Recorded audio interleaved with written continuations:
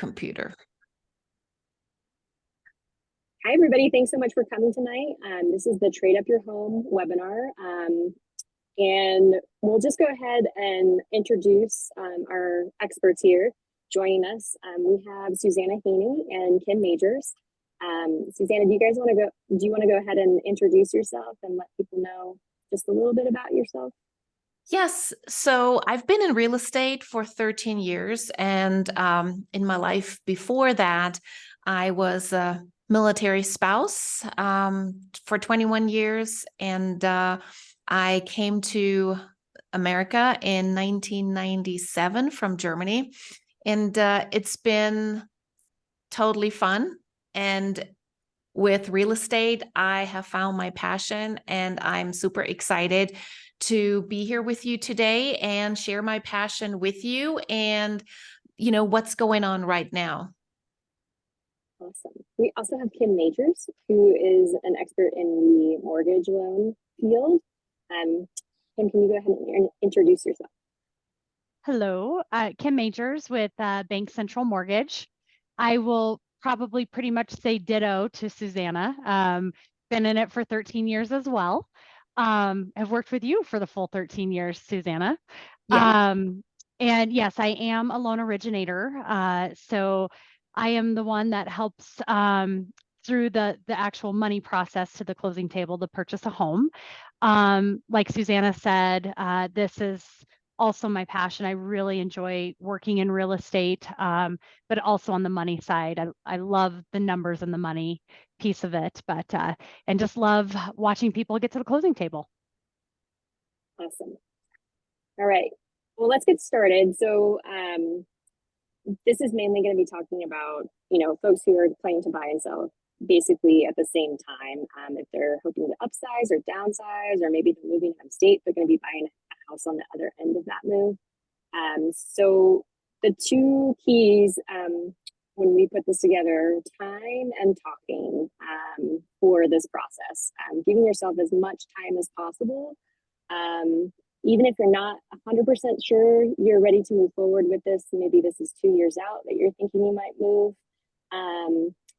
Having as much time as possible to kind of get your ducks in a row and strategize about what options would be best for you is great. And then talking to people like Kim and Susanna, because they can provide so much expertise as you move forward in this process and help kind of maybe bring out some options that you didn't know were possible for you that might make that kind of back-to-back closing or buying and selling at the same time a little bit smoother for you. Do you guys have anything to add there?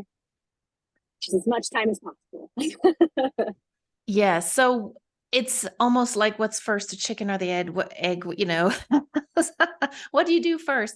I think the biggest reason why you want to start early with your research and your education and talking to people, to professionals, is so that you familiarize yourself with the terminology and the process.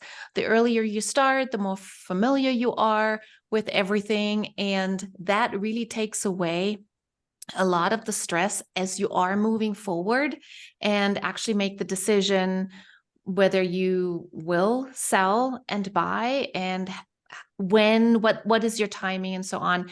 I just think if you do that early, things will be less stressful for you. And you've already had a couple of clients kind of reach out with these plans in mind for this year, right? Like maybe they're thinking of moving this spring and buying another house on the other end. Is that true, Susanna? Yes, absolutely. And we see that a lot, that we have sellers, potential sellers reaching out just to kind of learn what is the market like and what are our chances to sell this year. Awesome. Okay, so so next we have just some, navigating the current market. A lot of the times what is in the headlines is different than what we're seeing behind the scenes, just because we're in it every day, right, Susanna and Kim? So Susanna, can you share a little bit what you're kind of seeing right now?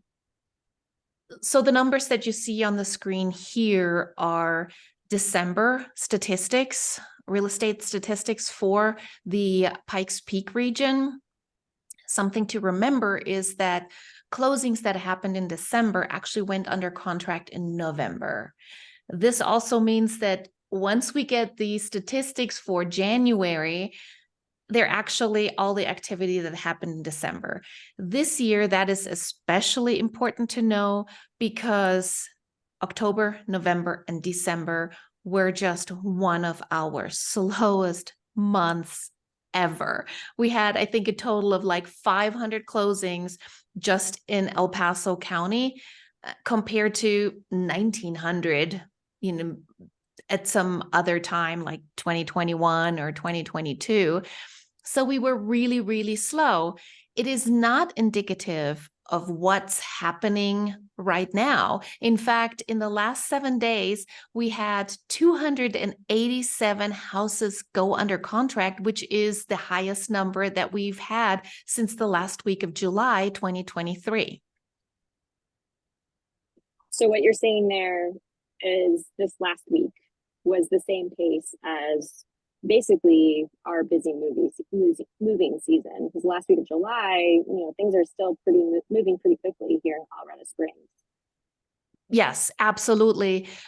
No matter what the market does, there's always a moving season, a spring market, pretty much up to the middle of the year. So that is always, there's more activity during that time than there generally is in the second half of the year. And that is really like that every year, unless we have a pandemic or a crazy year like 2021. So that said, this has started really early this year. Of course, it's also connected that we've had one of the lowest rates since also probably July of last year. Yeah, can I piggyback in there real quick? Yeah, So, Susanna, she just touched on the rates. Susanna, you talked about how it was one of the slowest, fourth quarters that we've had ever, or, just a really slow time. But that corresponds exactly, I think, if you combine both worlds, rates also hit the highest I've seen in my 13-year career, essentially like October, November timeframe. And so that is just kind of, they go hand in hand directly together. And so as those rates have started to decrease, so they have, we kind of hit that lowest point right around early November. And we've been kind of trending in the other direction. So rates have been getting better since then.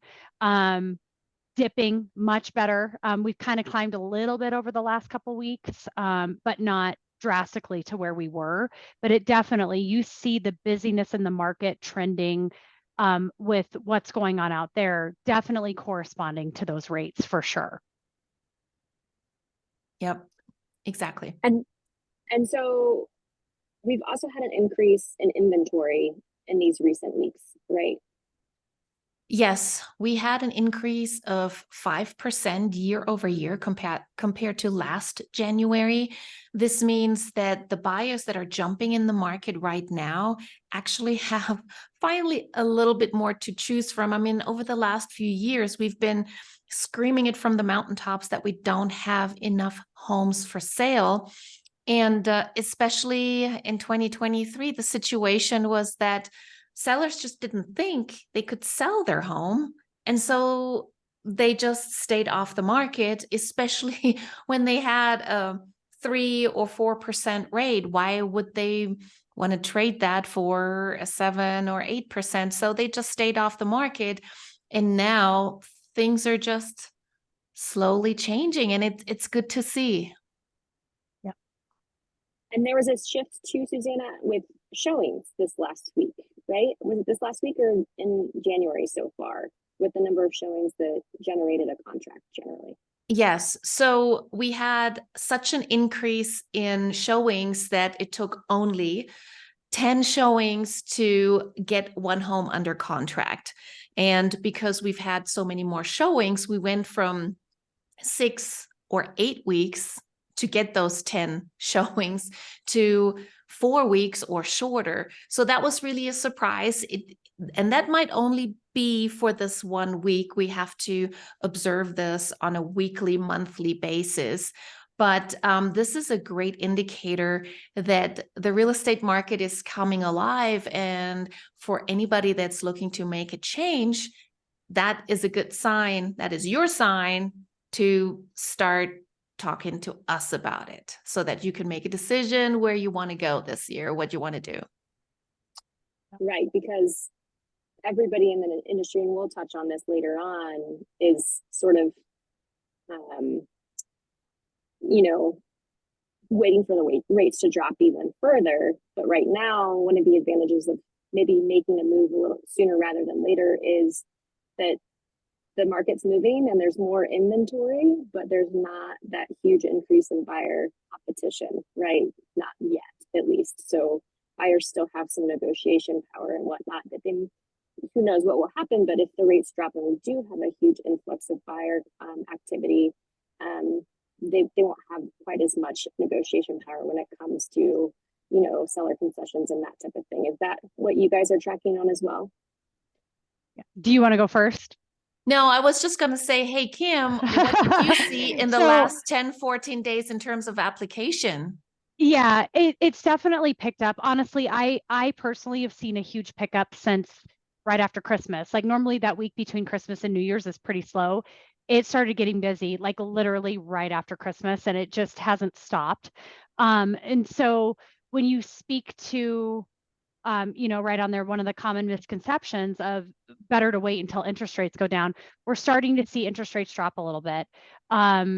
This is probably the most stable decrease that I've seen in a long time, in a really, really long time. So, and then obviously, you know, the Feds came out and announced that they do anticipate possibly dropping rates at least 3 times coming into next year. So watching the rates stabilize, drop, and then stabilize, and then along with the Fed's announcement, we do really forecast that we will see a drop. Of course, we don't have a perfect crystal ball. We don't know for sure, but we do forecast that. So when that happens and as rates lower, we see, just as Sarah said, more people come into the market. And then obviously, the more people in the market, the more competition you're going to have on the buy side, right? And that might reduce your, you know, getting those advantages of there not being as much competition in the market as a buyer. And, you know, when it's slower, when there's not as much competition, obviously you have the chance of getting those concessions and maybe purchase prices lower and so on and so forth. As rates come down and as we see stuff pick up, those opportunities, and I want you to speak to this too, Susanna, but I think the opportunities of getting large amount of concessions will start to dwindle. I'm already personally seeing a little bit of a change. You know, before the sellers were just throwing it out like, you want 20K in concessions, here you go. And I feel like that's wrangling in a little bit. And so when you look at when people say it's better to wait until rates drop, and this is my personal opinion, I have a totally different perspective on that, because as rates drop and it floods, you might be paying more for the house and you might be getting less concessions. And if you know, jump sooner when there's less competition, the rate might be higher right now, yes, but you might get that house for less money. You might get seller concessions to help with closing costs, to and buy down, any, you know, different opportunities that you have. And then you refinance into that lower rate once rates drop. So you're going to get the best of both worlds. You're going to get possibly a lower purchase price, pay at a higher rate for a little bit. And then when the time comes, if rates do drop, you refinance into that lower rate. And if rates don't drop, then you made the right move anyway to begin with, jumping in, because you want to obviously be able to get into the market. Yes, and that's one thing that I think, Kim, you just do such a phenomenal job with, is really showing that it's not always about the rate, but it's really what is it that a buyer needs in financially, and that it's not just about the rate where, and I think that is absolutely common misconception as well, that, oh yeah, that lender gave me the lowest rate. That's not what it's about. How do you use the opportunities that you're provided by the seller with the additional money that they would give to you, buyer, and apply that to your loan to get your mortgage rate as low as possible, or reduce your risk, or whatever it might be. And personally, my opinion right now, I think, is an absolute sweet spot. I probably would have said Agree. December probably was an even better time to buy. But I think it's going to get tougher once we move forward into the moving season. I think no later than February, we're going to be really jumping up and down. Yeah. for I've buyers. actually, in the past week, I've seen 2 homes that I've had buyers interested in pop on and go under contract within a day. And I haven't seen that in a long time. And I've seen 2 homes in this last week that happened. Wow.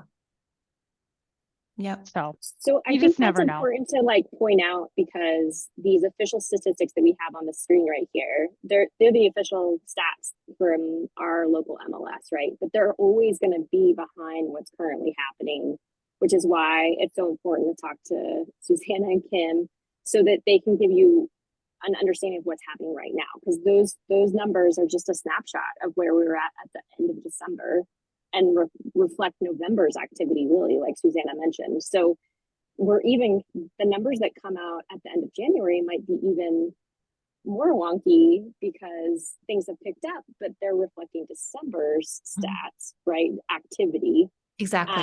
The houses that went under contract in December and closed in January, which is even slower typically than November.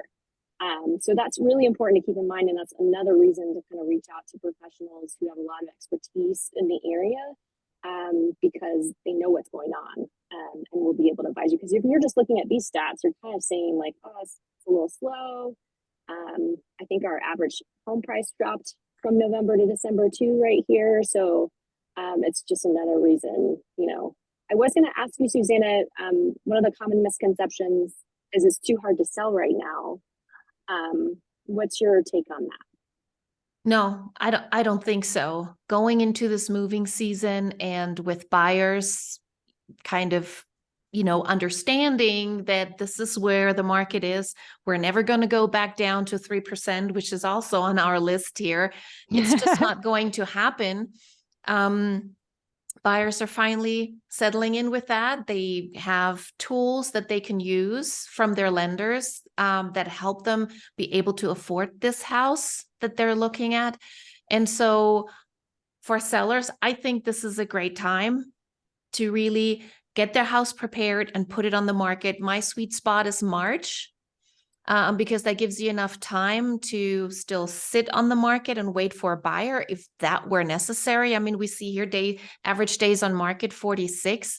I think, well, first of all, that's an average, and that also includes new construction that post their listings, and then once they're done, once the house is completed, the house gets closed and comes off the market, and you're looking at a 200-day on market statistic, and that gets included as well. So I think this is definitely going to reduce seasonally, but also because we have a different market this year. We have a more exciting market, and I believe that sales will increase, activity will increase. And if you have a great house, well maintained, well staged, and well priced, of course, it will sell.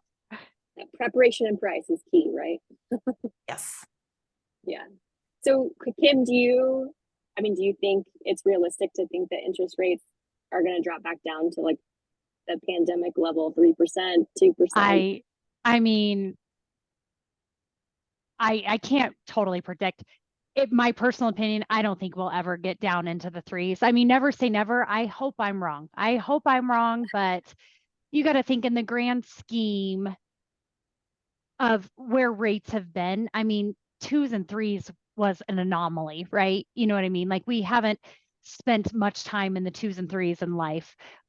So I just feel like I I don't necessarily think that we might see that. And you also have to remember kind of what we're seeing now and the major inflation and the rapid increases in rate and everything that we said was probably a product of having rates in the twos for so long, right? So it's kind of that ebb and flow. So I think we had that shock and I think we were recovering, and I don't know if we will ever go down into that ditch again. I'm going to think probably more like the fours, but maybe I could be wrong. Well, and the trade-off is, what was the market like when the Yeah, interest rates were in twos and threes? Like, it I mean, it was was bidding wars, and I yeah, mean, it was bananas, putting right? offers on houses sight unseen, and I mean, Appraisal have gaps, Steve from it, Susanna.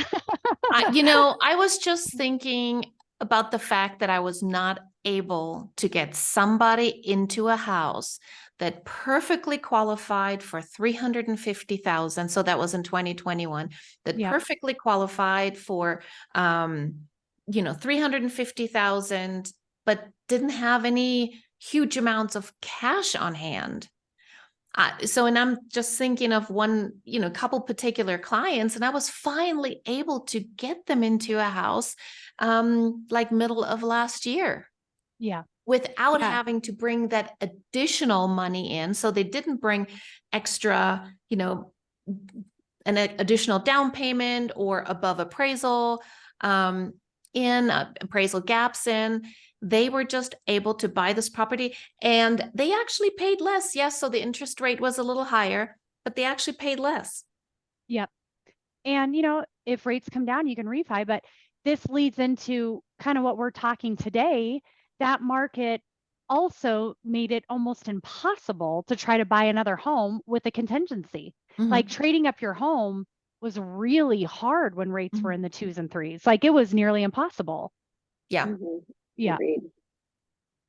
So it's a pick your poison type situation. But yeah, what we're that's saying exactly is, right. Yep.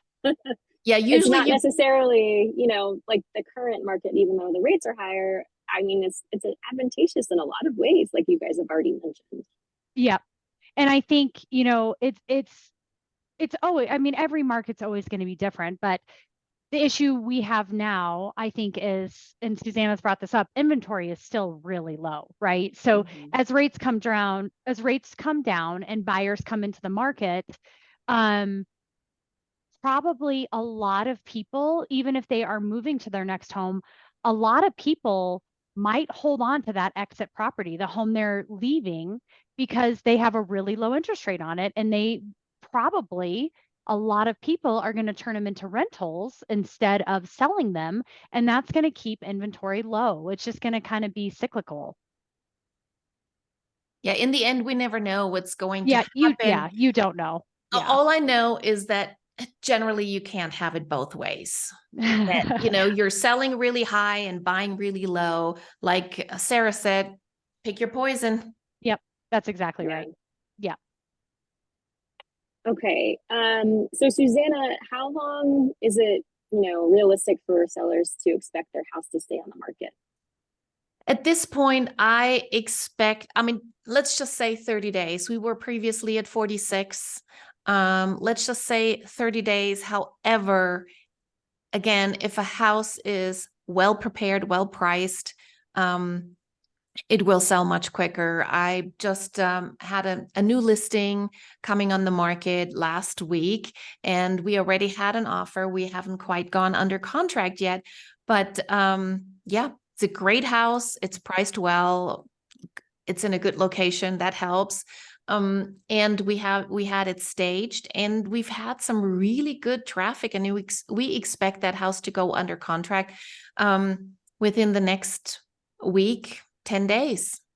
You had quite a few showings even in the first 24 hours, right?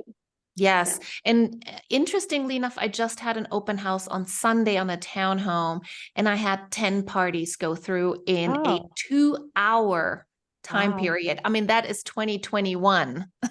Totally. Yeah. That's a lot for an open house in Colorado Springs. Yep. Awesome. So that touches on, you kind of already mentioned why some houses are selling faster than others. The preparation, pricing, staging, like you mentioned. Is there any other magic sauce to throw in there? Are those the key classic tips? Well, yes, now that interest rates are higher, we still have fewer buyers out there. The condition is very important. Make sure, your walls are touched up, that the carpets are clean, undamaged. Yes, just fix everything you can. Buyers want to move in. This is not the time to say, oh, well, we just don't want to do anything. You're not going to get the money for it that you really want unless you prepare your home. It is work, it is money.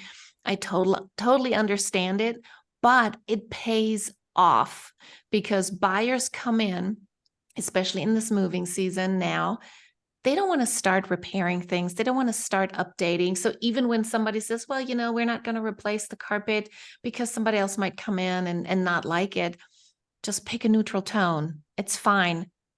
Buyers do not want to have to replace carpets or any other items in the home. And if you're currently owning a home, and even if you're not necessarily intending to sell this year, just look what you can do. There are lots of tips on how you can upgrade your house where it doesn't break the bank. Just do it. Just go ahead and do it little by little. Awesome. We already kind of touched on buying. We all kind of agreed that this is the sweet spot right now before there's a flood of competition. Totally agree with that. I think now is the time before storm the market gets flooded more. If rates keep coming down, it's going to get busier. Like now is the time to try to jump. Right. Because another caveat of our specific market here in Colorado Springs is those rate drops could happen right at the time that we're usually busier no matter what, right? Every year around March through the end of summer is when we pick up just because of our military installations and all of that. So, if you get those two things kind of crossed at the same time, it'll probably get pretty busy. Yep. Absolutely. Okay. Awesome. So, Kim, tell us how to make the money work. All right. Let me lean back. We talked a little bit in the beginning, or I kind of touched on it, contingency versus non-contingency. So what that means is if you go in with a contingent offer, this is saying you already own a home right now. And if you go into the offer on the new house with a contingency, that means you are stating, part of the offer is contingent upon you selling your home. So that person that's selling the home to you knows you either already have your home under contract or you need to get your home under contract. But it is a piece of that contract is you're saying, I'm not going to buy your house until my house is sold. So that's what a contingency is. Non-contingency means you can buy the next house, regardless of if you plan to sell the exit property or rent it out. You can buy the next house without that contingency. There's two benefits to no contingency. Obviously, the sellers are going to like a non-contingent offer better, right? Because they know there's not a domino effect to it. But also, I think there can be a lot less stress with a non-contingency. I mean, you have, if you're planning on selling the home anyway, you do have to think about, okay, am I going to be carrying two mortgages, things like that. There's that piece of it. But overall, I think there's less stress when you're only dealing with one transaction at a time. Moving, you just get moved into the new house and then you worry about, getting the other house sold, so on and so forth. I think there's a lot of benefits to being able to go the non-contingent route or even have the opportunity to it, right? Have the opportunity to, let's say you go in with a contingency because that's what you want. And then, maybe it comes to the point where you've reached the deadline of deciding, am I removing my contingency or is there another offer coming in and I need to remove it? at least you have the flexibility to make the choice one way or the other. So I think it's always good, regardless of what you want to do, I think it's good to explore the option to see which route you can go. And we spoke earlier about you can't have it both ways. I think the best of all worlds is sell in the spring and buy in the fall if you really wanted to go that way. Of course, that would include you maybe renting, for 6 months, or you're going to have to move twice, which, again, is stressful. But if you want to make the most of it, that's probably a good strategy. Yeah. And I think in today's day and age, there are so many midterm rentals that I think that's furnished midterm rentals. So that is a good option. You can probably find a place that you can stay in, put your stuff in storage and stay in a fully furnished property for 3 months while you're trying to figure out the next house, and you don't have that stress of both, or, trying to time it perfectly, or just taking the time to find the home that you really want to buy. Exactly. Yeah. Don't paint yourself in a corner. Sorry. Yeah. Sorry. I was just saying everything's more stressful with deadlines. So yeah, that's exactly right. Yeah. Yeah. So that's the difference between the two. And, when I first start working with buyers, exploring their options, I start worst case, like, can we get you there without a contingency? That's step one. And then we kind of just look at the options from there. So thinking, regardless, either contingent or non-contingent, you do need to come up with plans on, where the money's going to come from, specifically, mostly on the non-contingent option, because it's thinking of ideas of possibly how to tap into that exit property's equity before you actually sell it, to be able to pull from it to buy the next house without that contingency. So these are just some ideas that you can kind of look into, but this then leads into planning early, right? The number one, or the number two item on there, the HELOC. Most lenders are not going to tap a HELOC to your exit property for the purpose of knowing you're just going to immediately turn around and buy another house, right? That's not the true intent for a HELOC. So if you think that might be your goal, down the line, it might be something that it's not bad to have a HELOC attached to your house anyway, for even emergencies. So if you have equity in your home and you think that I might need money to fix up my house, I might need money to consolidate debt, I might, just want to have an emergency fund attached to my house, or maybe in the future I might buy a new house, it's not a bad idea to look at attaching a HELOC to that property if you have the equity. For those of you who don't know how a HELOC works, I almost consider it like a credit card attached to your house. You can attach a HELOC line, and it's a revolving line of credit. And most of them, I mean, there are different HELOCs, but most HELOCs will work off of like a 10-year draw period, where you can draw on the HELOC, pay it back, draw on the HELOC and pay it back. And you can do that over 10 years. And your payments only based on the amount that you have drawn. So if you have nothing drawn on that HELOC, it just sits there with no payment. But then when you want to tap into it, say you have your listing appointment with Susanna and she's like, you need new carpet, you know what I mean? And then you can tap that HELOC line, carpet your house, and you're good to go. So it's just a good thing in a pre-planning stage to look at that HELOC option. And it's really, for the most part, very inexpensive in terms of closing costs and stuff to attach a HELOC to your house. So it's really a good thing to look into. And is it true, Kim, that if there were an emergency that came up, there's a good chance that the bank's not going to give you a HELOC? So it's always good to have that. You mean like you lose your job, or because you do have to you still have to qualify for it in terms of debt to income ratio and stuff. So yeah, it's always better to look at, look at that emergency reserve before you need it. And then you're not also scrambling when you need it, right? It's already there.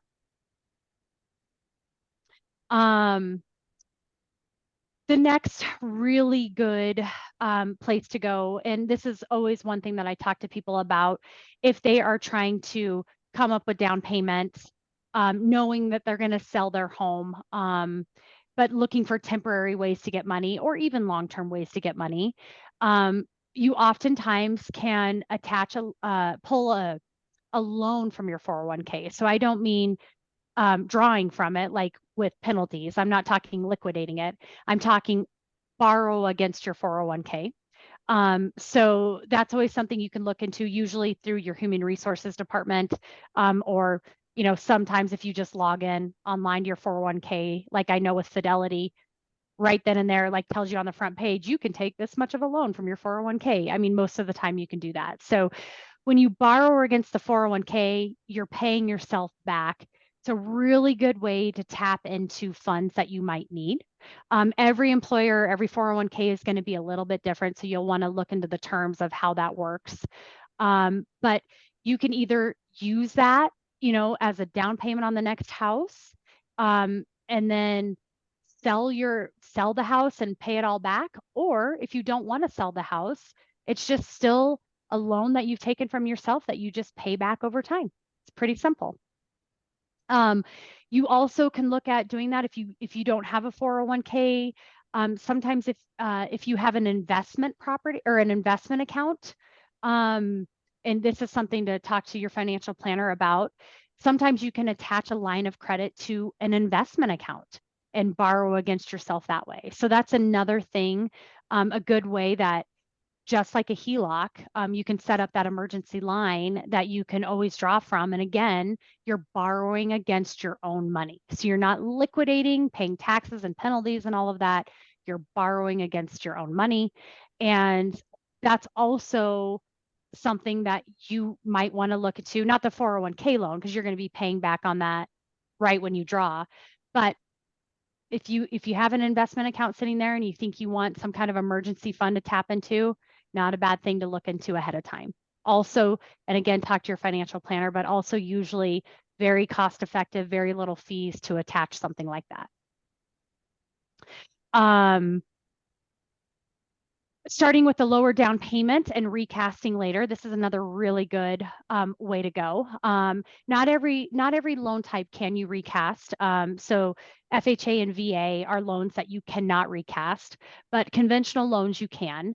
And what that means is, let's say you do have enough money on hand to be able to put a 5% down payment down on the new property without selling your old property first. So you have the money, you qualify for both homes, and you want to move forward. You put that lower down payment down to get you into the house. And then when you sell the property that you're leaving, you can take that lump sum money, throw it down on the mortgage, and they will recast your payment based off of the new principal balance. So that is a really, really good way to do it. So you might have that temporary higher payment for a little bit, but once you recast, it might get you to the place that you wanted to be if you would have tried to do a simultaneous transaction with the contingency. So a way to eliminate that contingency, get into the new home, but still have that ending plan like you wanted it to be. And I just wanted to mention and clarify, you don't need 20% down to get a loan. This is not what we're talking about, why you should tap into your equity. This is just about removing the contingency. Is that correct, Kim? That's exactly right. Yeah, you don't need 20% down. And in fact, even if you had 20% down, I have a lot of people in today's day and age that don't want to put 20% down, right? You look at the numbers of how much your monthly payment is different versus how much money is still in your bank account. And a lot of people make that decision to be like, I'm going to hold on to this money. You know what I mean? Like I might be making more money off of this money, keeping it where it is, than the interest that I'm going to pay on the mortgage. And so it's, a lot of people see the advantages possibly to not even stretching themselves to 20% down if they could. Or have to make improvements in the house that they buy, right? Yep. Yeah, that's exactly right. I mean, it's not bad to have that cash on hand. And actually, I was just talking to a buyer last night about this. You know, part of the fun of buying a new house is getting to make the house your own, going out and getting furniture and paint, or you know what I mean? Like, don't take the fun out of it. You know what I mean? I'm not saying just go blow a bunch of money, but you know, make the house your own. You know, set a little bit of money aside to go get some furniture if you want. You don't have to, but don't feel bad about keeping some money there. You don't have to get to 20% down. If the numbers work. That's exactly right. If the numbers work, that's exactly right. So, and that's all the education piece. Like, that's the biggest thing is when you're looking into that next purchase, just need to look at the options, right? You just need to look at, and I think you mentioned this earlier, like sometimes it's not about just the rate or the money that you're spending to buy down the rate. You need to look at the whole picture of the loan. You know, sometimes it's better for people, you know, they think they're going to sell their exit property and put, you know, dump the entire amount towards the new house because that's what they think is best. When sometimes you take a step back and you look at your entire situation. Hey, maybe it's better to let's, you know, cut down the amount you're putting down on the new house. Let's pay off all of your debt. And then your monthly cash flow is going to be, you know, this much better. Your mortgage payment might be higher by $300, but you might be saving $1,500 by minimum monthly payments by paying off credit cards or a car. And I know, you know, some people are like, well, I don't want to take my car and roll it into a 30-year mortgage, but it's just, you need to look at your situation and you need to make the decision that is best for you personally, right? And for some people, that is, let's be debt free except for my mortgage and save that huge amount of money that I was going to put down and get, you know, pay everything off. Yep. So there are definitely different paths to look at and consider. Do you have anything or do you want me to keep going? No, keep going, keep going. You're on a Perfect. roll. All right. So next loan, bridge loan. So this is another good option. So what a bridge loan does is a true bridge loan. When you get a bridge loan, what happens is the bank, we will pay off your exit property in full, right? We will take the mortgage. We pay off that exit property. We take all the money, or we don't take all the money. We pay it off for you. And then you buy the new house. We pay cash for that new house. So we are actually holding a loan on what we paid off on the exit property and paying cash for the new house, right? So that's what's financed in that bridge. And then once you sell the exit property, you know, some people, if they're downsizing, say, they might be able to pay off the entire bridge and have no ending financing. Some people will, you know, take those net proceeds, pay a huge chunk down of that bridge, and then you refinance out of that bridge into permanent financing at that lower amount. So it bridges between the two properties is what it does. And sometimes a bridge can be better than, you know, like if you can't tap a HELOC or you're in a hurry, you know, bridge is a scenario. It's a good scenario, but if you have the ability to attach a 401k or a HELOC and get to where you need to be first, I always go there first, because a bridge, it can be a little more expensive in terms of you got to think you're paying off of, you know, let's say we paid off $300,000 on that home and you're buying a $500,000 home, you're paying a bridge loan payment based off of $800,000. And that can be a hefty payment until you get that house sold and we get you into permanent financing. So it's a really good opportunity if you're in a competitive situation or you just need to get into that new home. You know, to be able to bridge the difference. It is an opportunity there. And it can also help, like if you're having trouble qualifying, carrying both homes, the bridge can help too, because it kind of wipes them out and we look at calculations differently. So that is an option too. And so when you're looking at, you know, those items were the things that we talked about of looking, where do I get the money? How do I make this happen? And that's where, I really think it's never too soon to start, right? Because it's going to give your lender time to find these paths for you, right? And to make a plan of how to get there. Because some of these options are going to take some time. And so it will just create more opportunities for you instead of being in a hurry and only having one option, right? You're able to look at the full picture and really make a game plan of where you can go. So do you guys have any questions then on tapping money, or should I just go ahead and go on to the last couple topics? I was curious just on average, and maybe it's just a totally case by case, but how long does it take? Like if you were to choose the HELOC or the 401k loan, you mentioned they take a little bit longer. Yeah. How long do they usually take? Well, you can usually get through like the processing of a HELOC, like, you know, I do HELOCs, we do bridge loans, like I do it all. And so HELOC, like I can close a HELOC in a couple of weeks, but it's just more like the intent, like a HELOC is not intended to be down payment funds on the next house. Now, you can tap a HELOC all day long to your primary residence for down payment on an investment property you're purchasing. But the true intent for a HELOC, a bank is not in it to finance a primary into another primary, if that makes sense. Yeah. So if you're really looking at a HELOC might be more of a long-term plan. Like if you think that's going to be a way, let's tap it, it early, but you can get a HELOC done in a couple of weeks usually. And like you were saying, it's great if you want to prep the house too. So like if somebody's thinking about maybe moving next year and they need to do some things to the house in the meantime. It is the best avenue to do that. It is the best avenue to do that.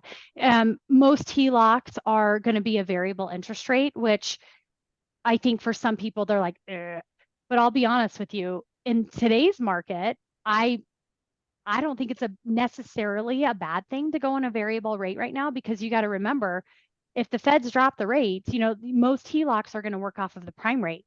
The prime rate drops, your rate on the HELOC is going to drop. So we don't have a perfect crystal ball, but I personally wouldn't be too scared to go into a variable rate HELOC right now. I just really think HELOCs are a great resource.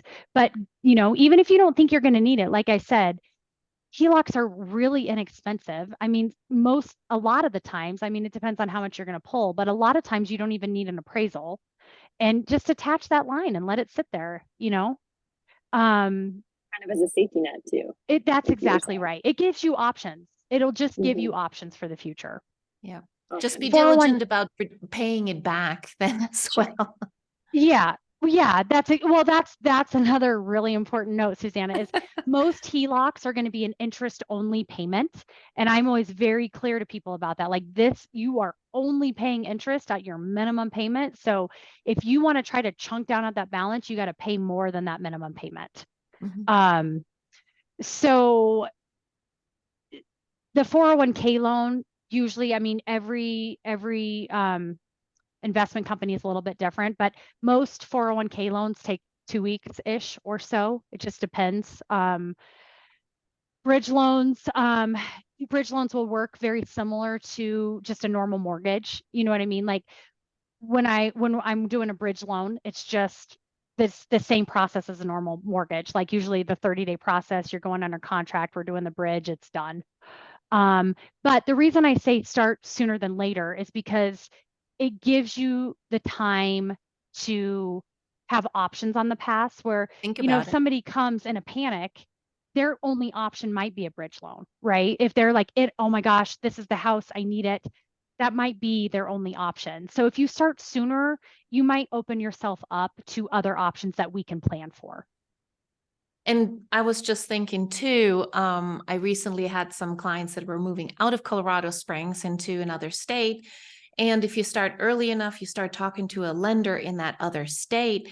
In this particular case that I'm thinking of, that lender is saying that he needs 6 to 8 weeks to close the loan. And we on average have what? Between 3 and 5?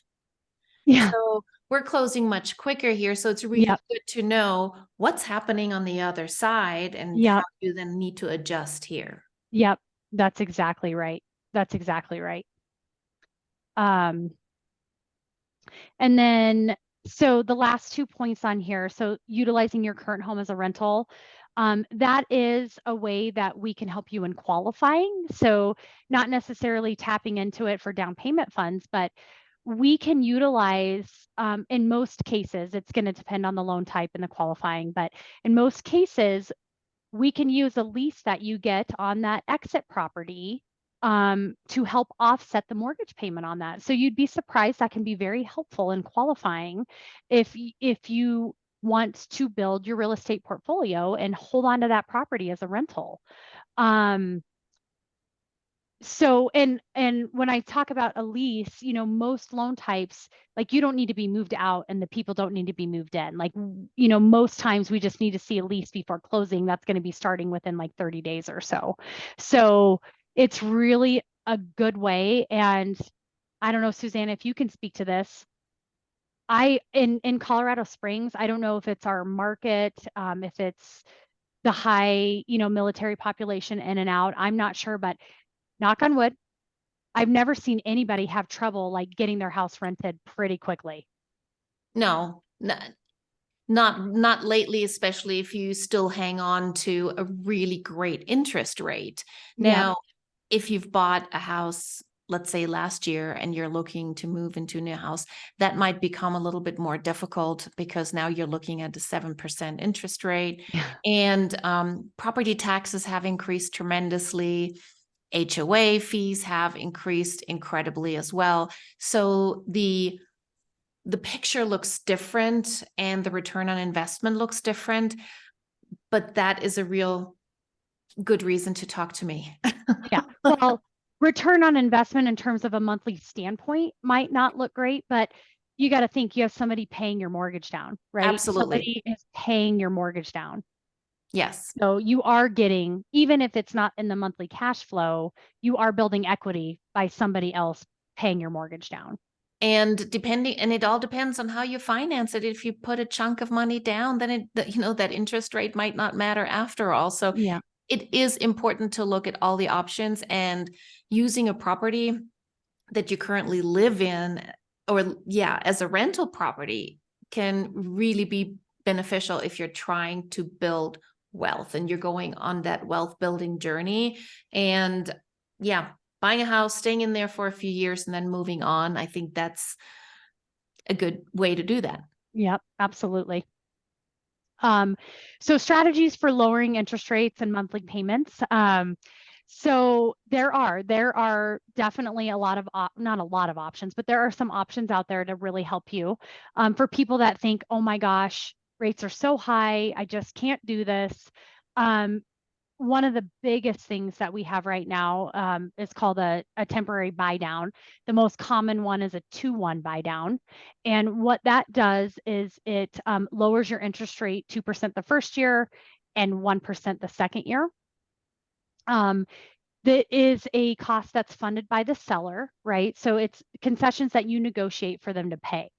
And what it really is, your interest rate isn't actually lower, but your payment is based off of an interest rate that is lower. So the seller concessions fund that 2-1 buy down, and it sits in a little escrow account that your mortgage servicer pulls from that account each month, and it subsidizes your monthly payment so that your payment is based off of a rate that's 2% less the first year and 1% less the second year.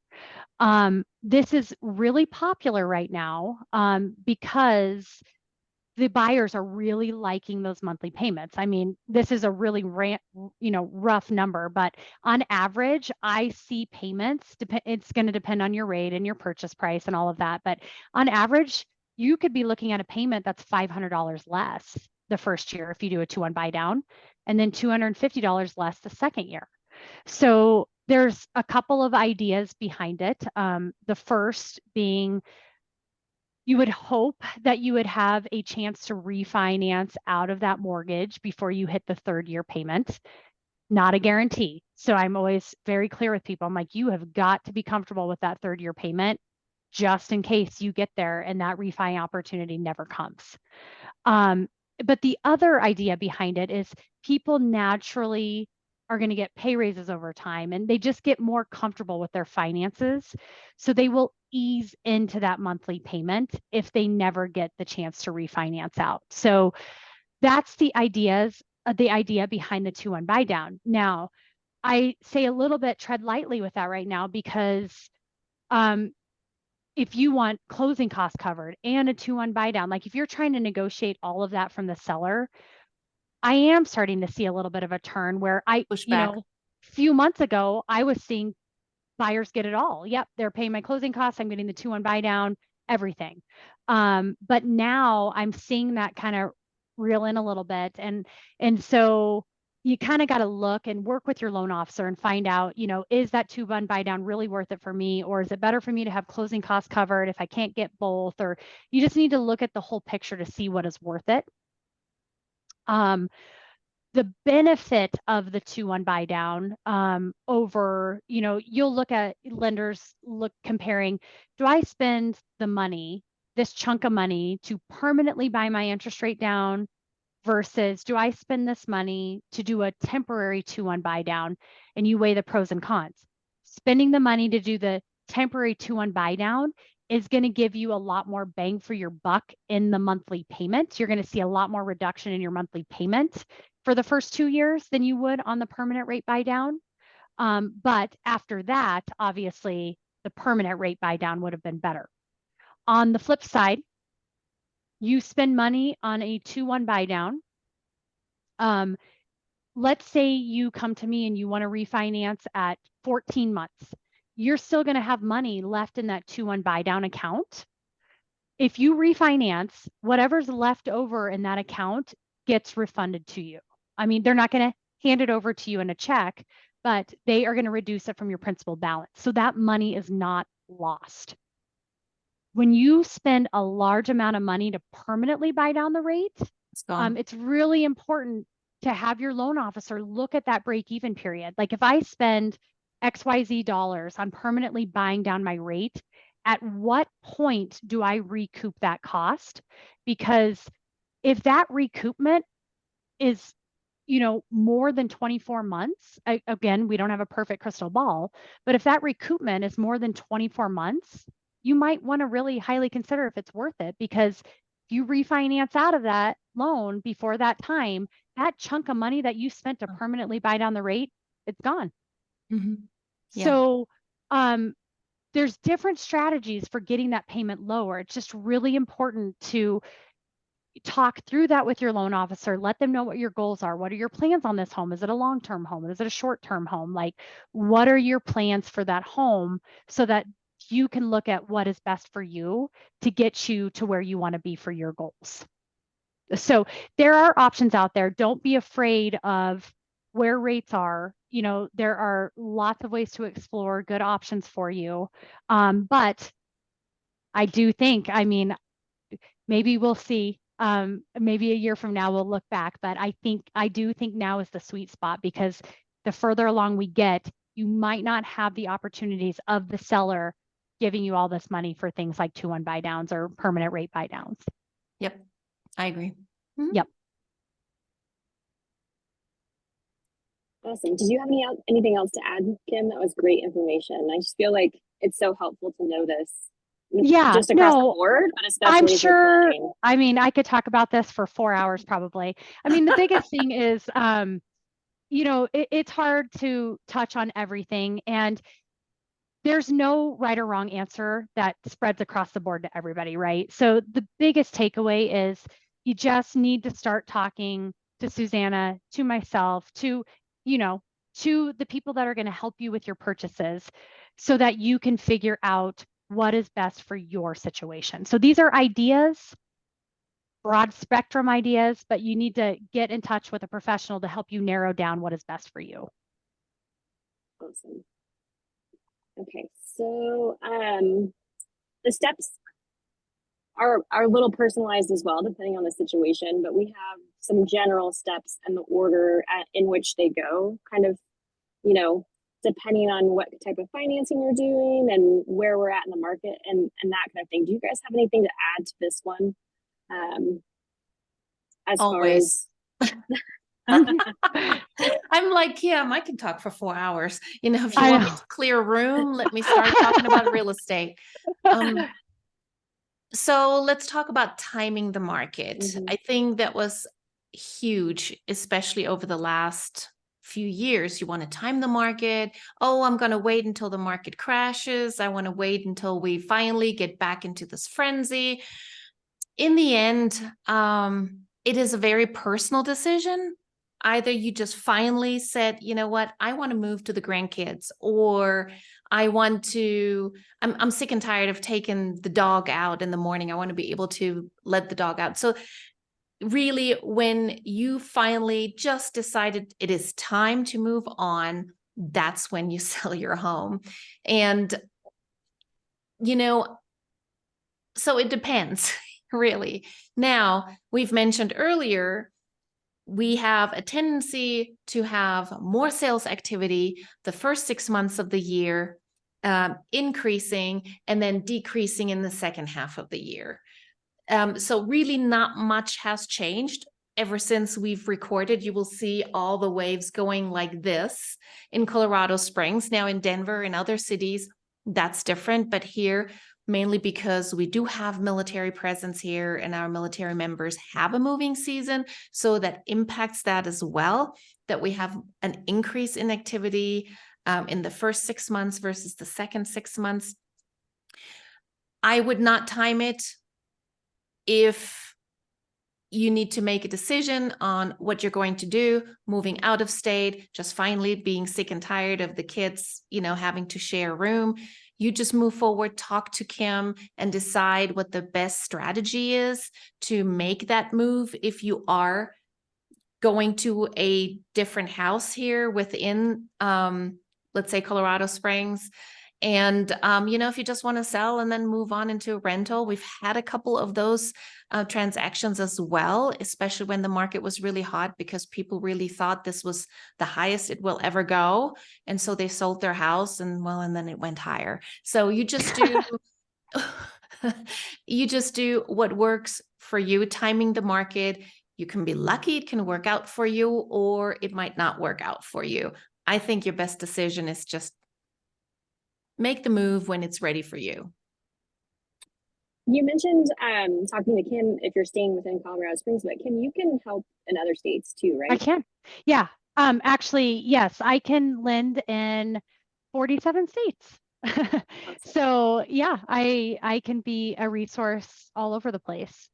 Which will make Great. things really easy if you're selling a house here and you have a Colorado Springs lender that kind of knows the dynamic here and then can also help with purchasing a house in another state. I think Yep. that is kind of the best of all worlds.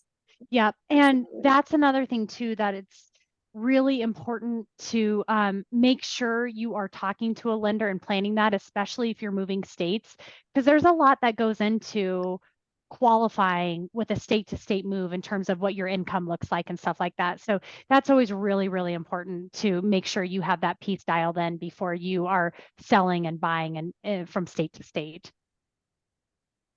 Awesome. So how much time would you guys say, I know it's very different on a case by case basis, but like on average, how much time would you say it takes, you know, from start to finish, from, you know, the exit house to the new purchase? If somebody were to start tomorrow, how much time do you think they would expect on average? You mean from the time you list the Like how much time property? would they need? Yeah. So to, you know, closing on that new house on average, what would you guys say for clients that Well, are looking Susanna's to going to step have up? your home sold in like 20 days. So Right. you need 2 months. Yeah. So I think the shortest we've ever had was pretty much 4 weeks, but that was super stressful on everyone, especially when it was an in-town move. So, you know, I had both sides. So that was incredible, but we've also had the out of state moves. And the quickest we've done was 4 weeks, and the longest 8 weeks, probably 12 weeks, Okay. which once we get to that point, it gets also very stressful because the seller now really feels the pressure and has to make concessions that maybe the seller was not ready to make when they originally listed. Sure. Okay. All right. Anything else to add to the steps for the process?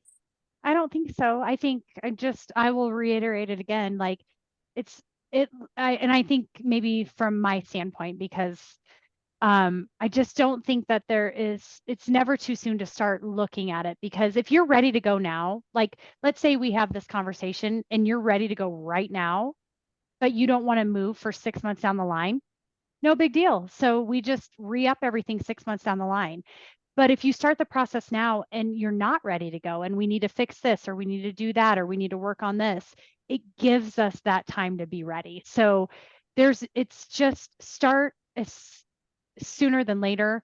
And you don't even if you're not sure, and if you're just exploring options, like you can start the conversations. You can start the conversations with Susanna and myself, like just to start exploring and seeing what the possibilities are.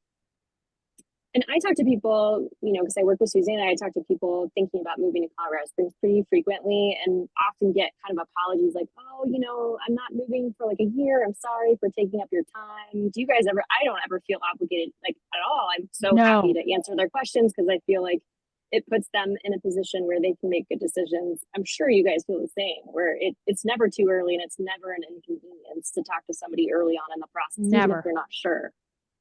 And especially when it comes to selling, how we live is not how we're going to sell the house.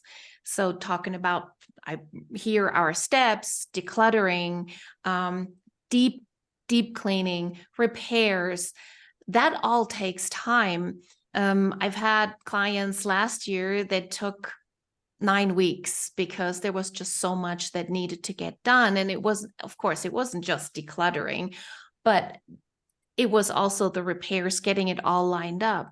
It does take time. And the earlier you start, the more time you have to do it all and do it right.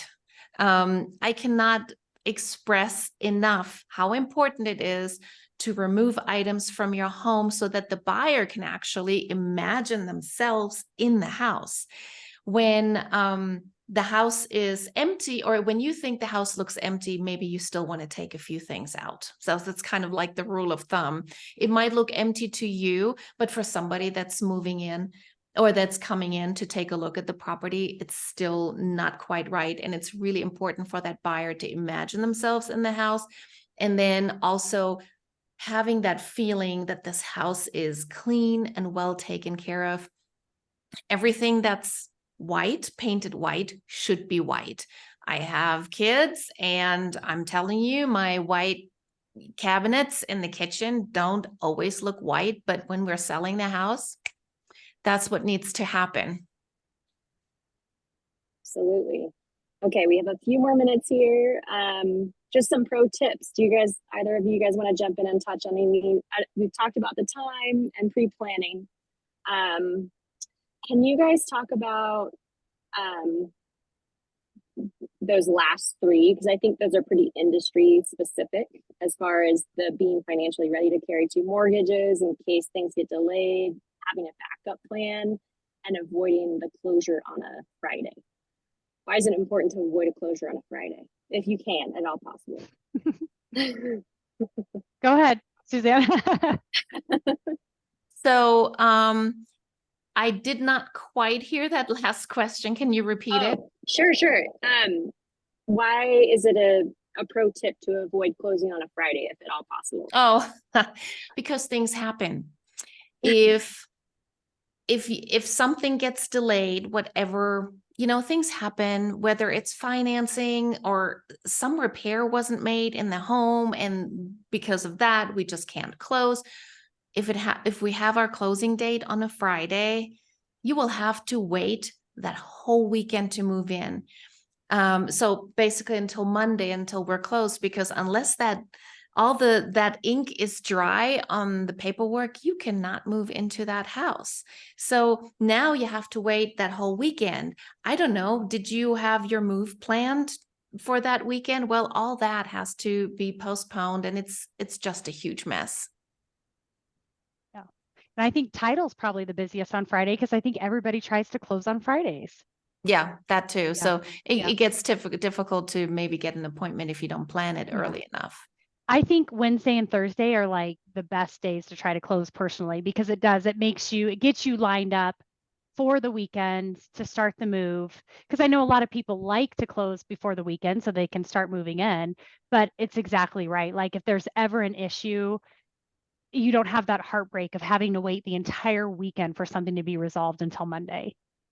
And on top of that, depending on what the issue is, like I said, if it's with the house, because people feel under pressure now to close because, well, we've got the moving truck hired, we have the babysitter for the kids all lined up, then I have experienced that buyers are more likely to give in to whatever the situation is to just get to closing. And I don't think that's a good thing. Yeah. So, All right. Do you guys have any other pro tips to add to this, or? No, I know you said talk about the last three. So Yeah. I a little bit touched on this before, but be financially ready to carry 2 mortgage payments. That is one thing to consider, and one thing that, when you start talking with your lender to discuss if you are trying to go in without that contingency, just be ready financially, mentally, everything for possibly having to carry 2 mortgage payments because things can happen and you don't know if you're going to instantly be able to sell the house, or you know what I mean? You just need to be prepared. And always think of making sure that you're going to be okay no matter what the situation. Yeah, I would like to add to that, have a lender that has your back.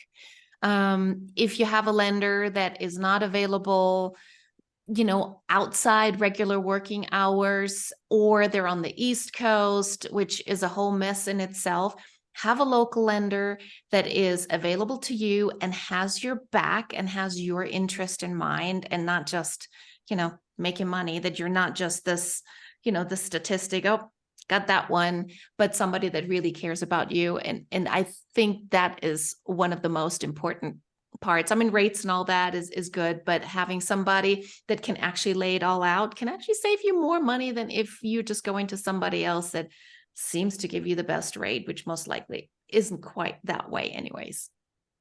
So, and in regards to backup plan, yes, we've touched on it. Don't schedule the movers for the day of closing. I cannot say that over and over again. I would love for buyers to wait a day. And sellers, be out early. You can close early. That's actually a pro tip. Close early. You can sign early. The closing, the buyer still closes at the time that that you have it in the contract, but you can actually sign early so that at the day of move out of closing, you can just take care of moving out, cleaning the house, whatever needs to be done, and you have a little bit less stress too, instead of having to stop in the middle of it, go sign documents. So just sign ahead of time, a couple days, day before even. Whenever possible, just give yourself your margin, like margin for time, right? Taking something Things off happen. your list on an already busy. Yeah. Yep. I was just going to say that exact same thing. Things happen. All right. So what's next? Really the best thing, no matter what your timing is, or even if you're not even sure, scheduling a consultation call with either Susanna or Kim is ideal. Like they keep saying, they can give you a personalized strategy and kind of talk through all the options based on what's happening in your life, financially, timing wise, all of that.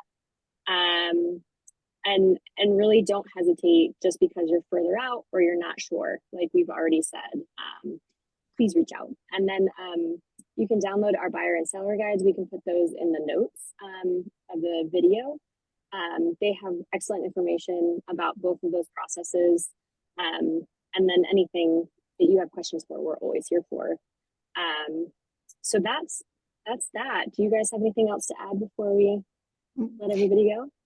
So you can tell we've we kind of planned only an hour for this. I think it's very obvious. We can talk a long time about real estate. So thank you so much for sticking with us as long as you have, because when you get us together, it's just goes on and on.